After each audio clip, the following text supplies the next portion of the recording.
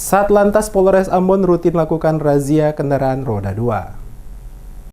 Puluhan kendaraan bermotor terjaring dalam razia yang dilaksanakan oleh jajaran Satlantas Polres Pulau Ambon dan Pulau-Pulau Liase pada lokasi depan pos kota Ambon. Kaur Binopsival Polres Pulau Ambon Burhanuddin Surya Muhammad kepada DMS Media Group mengatakan, kegiatan razia yang digelar oleh pihaknya adalah kegiatan operasi rutin yang dilakukan oleh pihak kepolisian guna mencegah kecelakaan lalu lintas akibat para pengendara yang tidak melengkapi diri dengan perangkat keselamatan berupa helm, kaca spion, termasuk juga surat-surat kendaraan. Razia difokuskan pada 3 titik masing-masing: depan kantor pemadam kebakaran Kota Ambon, depan pos Kota Ambon, dan Jalan Pala arah dari Pelabuhan Rakyat. Razia dilakukan, kata Surya, meliputi surat-surat kendaraan berupa SIM, STNK, termasuk peralatan kendaraan yakni helm termasuk ban motor, kaca spion, dan plat kendaraan. Dijelaskannya, tingkat kesadaran para pengendara khususnya kendaraan roda 2 di Kota Ambon masih kurang. Hal ini terlihat dari razia yang dilakukan, banyak pengendara yang terjaring karena tidak melengkapi kelengkapan berupa SIM, STNK, termasuk juga menggunakan helm standar yang telah ditentukan. Seluruh kendaraan roda 2 yang terjaring razia, kata Surya, yang tidak membawa kelengkapan langsung ditilang di tempat dan selanjutnya akan mengikuti sidang.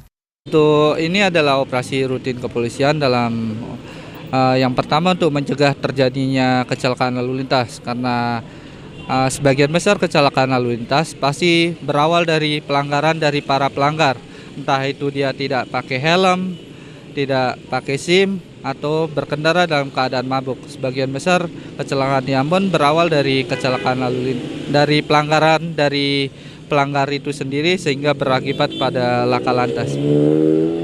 Untuk yang diperiksa pasti tentang kelengkapan kendaraan, baik helm, spion maupun knalpot yang standar. Terus bagi kelengkapan dalam mengemudi juga, baik SIM maupun STNK.